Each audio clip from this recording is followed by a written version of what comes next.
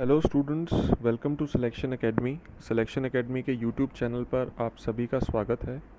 जैसा कि आप सब जानते हैं कि डीयू ने यूजी और पीजी कोर्सेज़ की रजिस्ट्रेशन स्टार्ट कर दी है और ये रजिस्ट्रेशन विंडो 21 अगस्त तक ओपन है। आज की इस वीडियो में हम बात करेंगे दिल्ली यूनिवर्सिटी एलएलएम के बारे में और इस वीडियो को देखने के बाद आप स्टूडेंट्स के सारे डाउट्स, चाहे वो एलिजिबिलिटी को लेकर हो या किसी भी चीज़ को लेकर हो, सिलेबस को लेकर हो, सीट्स को लेकर हो, सारे के सारे क्लियर हो जाएंगे। अगर आपको ये वीडियो पसंद आए तो हमारे चैनल को और इस वीडियो को लाइक करने के साथ साथ हमारे चैनल को सब्सक्राइब भी कीजिएगा और बेल आइकन को प्रेस कीजिए, जिससे फ्यूचर के वीडियोस की नोटिफिकेशन आपको मिलती रहे। देखिए, Delhi university masters of law Indian students के साथ साथ फॉरेन स्टूडेंट्स को भी कराता है। इंडियन स्टूडेंट्स जो कोर्स करते हैं उसे एलएलएम बोलते हैं, दैट इज़ लेगम मैजिस्टर। जी हाँ, एलएलएम की फुल फॉर्म यही है और अगर आपको पता है कि एलएलबी की फुल फॉर्म क्या है तो हमें कमेंट सेक्शंस में ज़रूर बताइएगा। और फॉरेन स्टूडेंट्स जो कोर्स करते हैं उसे एमसीएल बोला जाता है, जिसकी फुल फॉर्म होती है मास्टर ऑफ कंपैरेटिव लॉज। ये 2 साल का कोर्स होता है और इसमें 4 सेमेस्टर होते हैं।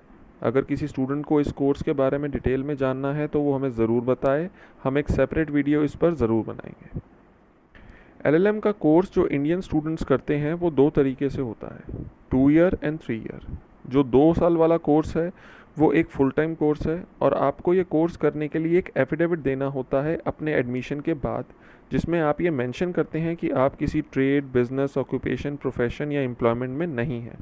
यानी अगर आपको 2 साल की एलएलएम करनी है तो आप कोई जॉब या बिजनेस नहीं कर सकते जब तक आपका ये कोर्स ख़त्म ना हो जाए। यहाँ तक कि आप प्रैक्टिस भी नहीं कर सकते कोर्ट में। अगर आप 3 साल की एलएलएम करते हैं तो ये एक पार्ट टाइम कोर्स होता है और इसके लिए आपको एफिडेविट देने की ज़रूरत नहीं है, यानी अपना काम करते हुए भी इस कोर्स को कर सकते हैं। इन दोनों कोर्सेज़ के लिए जो एंट्रेंस टेस्ट है वो सेम ही है।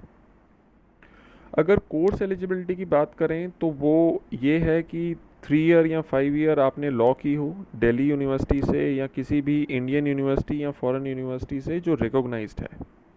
अगर आप फाइनल ईयर के स्टूडेंट हैं तो भी आप इस एग्ज़ाम के लिए एलिजिबल हैं। अगर मार्क्स की बात करें तो कम से कम 50% चाहिए और अगर आप अनरिजर्व्ड या ईडब्ल्यूएस कैटेगरी को ये स्टूडेंट हैं तो, और 45% चाहिए अगर आप एससी, एसटी, ओबीसी और अदर कैटेगरीज को बिलोंग करते हैं। राउंडिंग ऑफ मार्क्स अलाउड नहीं होता है, यानी अगर आपकी परसेंटेज 49.9% बन रही है और आप अनरिजर्व कैटेगरी में अप्लाई कर रहे हैं तो आपका एडमिशन नहीं होगा, भले ही आप एंट्रेंस टेस्ट निकाल दो। यानी पूरे 50% होने चाहिए। देखिए, इस एग्ज़ाम को देने के लिए कोई एज लिमिट नहीं है, कोई भी व्यक्ति इस एग्ज़ाम को दे सकता है प्रोवाइडेड वो एलिजिबिलिटी क्राइटेरिया पूरा करता हो। ये सीट डिस्ट्रीब्यूशन मैट्रिक्स है, सीट का कैटेगरी वाइज 2 साल और 3 साल के लिए। इसमें आप एक चीज़ नोटिस करेंगे कि 2 ईयर और की सीट्स जो हैं वो 3 ईयर से ज़्यादा हैं, क्योंकि जनरली स्टूडेंट्स को मास्टर कोर्स के लिए 3 साल का कोर्स ज़्यादा लगता है और इसलिए वो फाइट 2 ईयर की सीट्स के लिए ज़्यादा करते हैं और इसीलिए 2 ईयर की सीट्स 3 ईयर के मुकाबले ज़्यादा हैं। अगर डेट्स की बात करें तो हम पहले ही डेट्स के बारे में हम पहले ही बात कर चुके हैं कि 26 अगस्त से स्टार्ट हुई है रजिस्ट्रेशन और 21 अगस्त तक चलेंगी। अभी जो एग्ज़ाम की टेंटेटिव डेट इन्होंने निकाली है वो है 26 सितंबर से लेकर 1 अक्टूबर के बीच में। ये टेंटेटिव डेट है, इनमें से कोई भी डेट्स के बीच में आपका एग्ज़ाम हो सकता है। और ये जो लिंक आपके सामने दिख रहा है वो वीडियो के डिस्क्रिप्शन में भी अवेलेबल है, जिस पर क्लिक करके आप अपनी रजिस्ट्रेशन करवा सकते हैं। डॉक्यूमेंट्स वही हैं जो हर जगह चाहिए होते हैं, जैसे photo, sign, ID proof, 10 certificate, caste certificate etcetera. आपको जिस बात का ध्यान रखना है वो ये है कि जो भी डॉक्यूमेंट्स आप अपलोड करेंगे वो सेल्फ अटेस्टेड ज़रूर होने चाहिए। फीस वही है जो लास्ट ईयर थी, ₹750 for unreserved OBC and ₹300 for SC, ST and other categories. ये एग्ज़ाम 2 घंटे का होता है, ऑनलाइन होगा। आपको सेंटर पे जाना होगा, वहाँ आपको एक सिस्टम दिया जाएगा जिस पर बैठ के ही आप एग्ज़ाम दे सकते हैं। एमसीक्यू बेस्ड क्वेश्चंस आएंगे, 4 ऑप्शंस होंगे, 1 सही 3 गलत। हर सही आंसर पर 4 नंबर मिलेंगे और हर गलत आंसर पर 1 नंबर डिडक्ट हो जाएगा। यानी अगर आप आपने एक क्वेश्चन ठीक किया और 4 गलत कर दिए तो आपके सही क्वेश्चन के मार्क्स आपको नहीं मिलेंगे। मीडियम ऑफ एक्सचेंज एग्ज़ाम का इंग्लिश होगा, पर LLM का कोर्स आप बाद में हिंदी में भी कर सकते हैं। ये सेंटर्स की लिस्ट है जहाँ पर आपका एग्ज़ाम होगा। आप अपनी प्रेफरेंस के हिसाब से इन्हें भर सकते हैं। 3 चॉइसेस आपको भरनी होंगी, जिसमें दिल्ली NCR का एरिया भी कवर्ड है।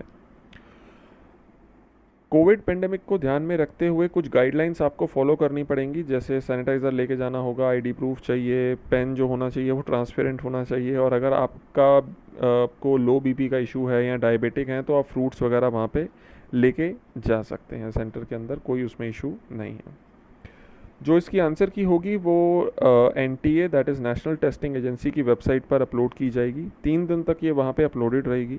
अगर आपको उसमें कोई ऑब्जेक्शन है तो आपको पर ऑब्जेक्शन 200 रुपये देने पड़ेंगे, और जो भी NTA का डिसीजन आएगा वो फाइनल होगा, आप उसमें कोई चेंजेस नहीं कर सकते हैं। DU फैकल्टी ऑफ लॉ के 3 कैंपसेस हैं, जिनके नाम हैं कैंपस लॉ सेंटर 1 और लॉ सेंटर 2। CLC में जो क्लासेस होती हैं वो मॉर्निंग 8:30 से आफ्टरनून 3:30 तक चलती हैं। LC1 में जो क्लासेस होती हैं वो 2 बजे से लेकर 7:30 बजे तक चलती हैं शाम के, और LC2 में जो क्लासेस होती हैं वो सुबह 8 बजे से लेकर दोपहर के 2 बजे तक चलती हैं। पहले रात को 9-9 बजे तक क्लासेस होती थी, पर अब BCI का रूल है कि ऑल ओवर इंडिया कहीं पे भी अगर लॉ क्लासेस होंगी तो वो 8 बजे से लेकर 7 बजे तक के बीच में ही होंगी।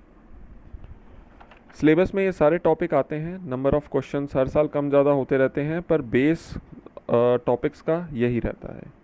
ये लास्ट 4 ईयर का एनालिसिस है, जिसमें आप ये देख सकते हैं कि कुछ टॉपिक्स काफ़ी इंपॉर्टेंट हैं, जैसे constitution, family law, torts, contract, criminal law और इंटरनेशनल लॉ, और कुछ इतने ज़्यादा इंपॉर्टेंट नहीं है, मतलब उनके नंबर ऑफ़ क्वेश्चंस कम हो जाते हैं, जैसे एनवायरनमेंट लॉ, IPR वगैरह। ठीक है, हमारी नेक्स्ट वीडियो में हम इन टॉपिक्स पर इन्हीं टॉपिक्स पर होने वाली है, जिसमें हम डिटेल में बात करेंगे कि कौन कौन से टॉपिक्स हैं और उनमें कौन कौन से सब्जेक्ट्स जो हैं वो इम्पोर्टेंट हैं।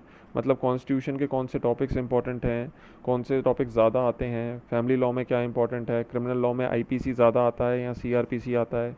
यानी ये सारी चीज़ें आप तभी समझ पाएंगे जब आप इस चैनल को सब्सक्राइब करेंगे और बेल आइकन को प्रेस करेंगे। अगर कट ऑफ की बात करें तो ये 2 साल की हमेशा की तरह हाई रहेगी, 3 साल की थोड़ी कम रहेगी, क्योंकि जनरली हम बात कर ही चुके हैं कि 2 साल वाले कोर्स के लिए स्टूडेंट्स ज़्यादा अप्लाई करते हैं। अगर आपको अभी भी कुछ डाउट्स हैं तो आप उन्हें कमेंट सेक्शन में पूछ सकते हैं। हमारी टीम आपके हर डाउट का जवाब ज़रूर देगी। Thank you very much.